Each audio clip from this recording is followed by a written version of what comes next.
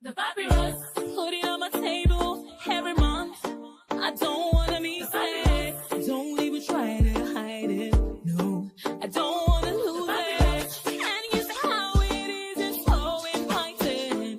The papyrus, we're all so alive. The papyrus. Hello, welcome to the Papyrus TV News Update. First, the headlines. Speaker Abbas, Nigeria must move beyond oil for sustainable future. ACF condemns Sokoto airstrike. IPOB lawyer calls for urgent action as violence grips Anambra. Joe Igbokwe, Buhari laid the foundation for Tinubu's success. The regionalized rift with Siriaki Dixon calls for political unity. Honorable DSA Olajide reflects on governance, cybersecurity, and grassroots development. VP Shetimat visits Nasarawa for youth empowerment. Now the news in details. The Speaker of the House of Representatives, Tajuddin Abbas, has reiterated the urgent need for Nigeria to reduce its dependence on oil revenue to safeguard its economic future. Speaking at the 14th Convocation Lecture of Al-Hikmah University, Ilorin, Abbas emphasized that over-reliance on oil has made the nation vulnerable to market fluctuations, environmental challenges, and economic instability.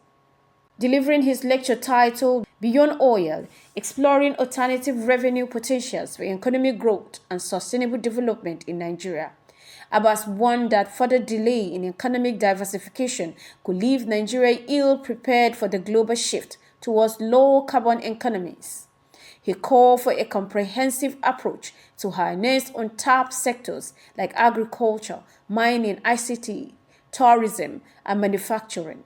The Speaker acknowledged the challenges posed by weak infrastructure, institutional deficiencies, and global economic pressure, urging collaboration between the public and private sector to build a resilient, sustainable economy.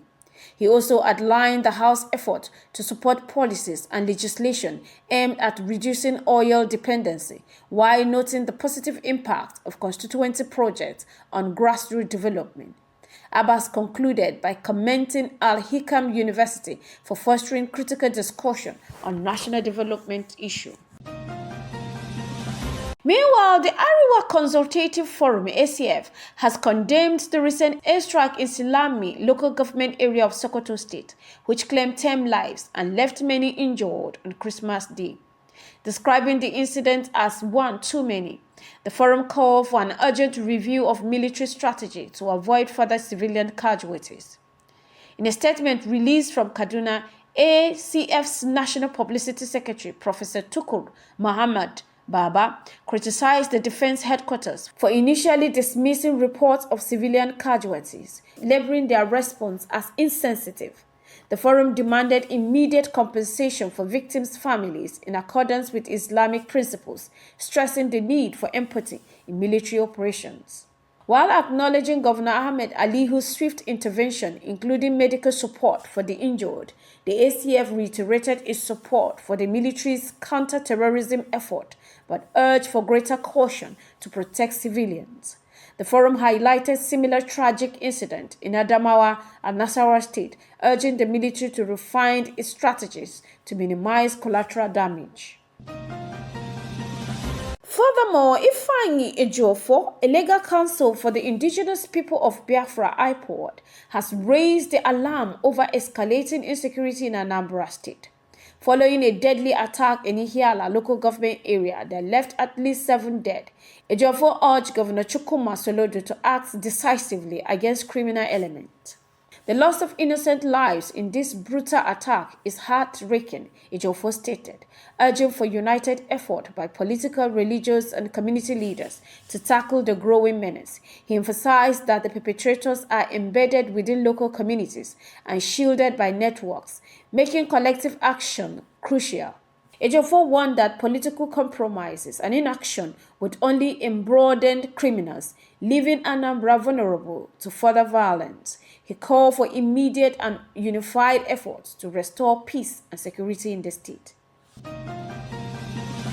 In another news, APC chieftain Joe Ibokwe has defended former President Muhammadu Buhari's legacy, asserting that Buhari's groundwork paved the way for President Bola Ahmed Tinubu's early achievement.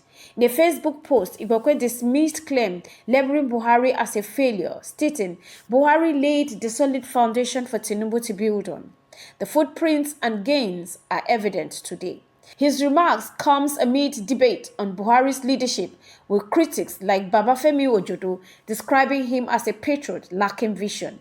Ibokwe also addressed the tragic stampede during palliative distribution in some states, calling for improved planning to prevent further loss of lives. As the Tinubu's administration progresses, Ibokwe's comments highlight the ongoing discourse on governance continuity and the impact of past administration on Nigerians' trajectory. Moving on, Bayelsa State Governor Doyi Diri has dismissed rumor of a feud with his predecessor, Senator Henry Seriake Dixon, describing them as baseless. During a Christmas visit to Dixon's residence in Toru, Urua, Shagbama, local government, Diri highlighted the importance of unity among the state politicians, acknowledging Dixon's role in his emergence as governor. Diri called for love and cooperation, stressing the need to resolve political differences through dialogue. Accompanied by his deputy Senator Lawrence Ehudiajopo, he urged politicians to prioritize development over division. In response, Senator Dixon reaffirms his support for the governor and pledged to work together for Bayelsa's progress, dismissing attempt to sow discord. Honorable Dikirulahi Stanley Adedeji Olajide, representing Ibadan Northwest, Southwest in the House of Representatives, shared insight in his legislative journey in a recent interview. As chairman of the Committee on Digital Information Technology and Cybersecurity, Olajide emphasized the importance of addressing cybercrime through education and strengthened system rather than punishment alone. He also highlighted his work on the Digital Economy Bill and efforts to elevate the Federal College of Agriculture in Ibadan to university status. Olajide dismissed claims of a rubber-stamped National Assembly, pointing to constructive debates under Speaker Tajuddin Abbas. He also reaffirms his commitment to grassroots projects, including building schools, ICTC centers, and healthcare facilities, while advocating for the creation of Ibadan State. Finally, Vice President Kashim Shettima is set for a one-day working visit to Nasarawa State on Friday, January 3rd, 2025. Governor Abdullahi Sule announced the visit while signing the 2025 appropriation bill outlining transformative initiative as Shettima's agenda. The Vice President will attend the graduation ceremony of over 1,000 skilled technicians at the Wing Command Ibrahim Abdullahi Vocational and Technical Institute.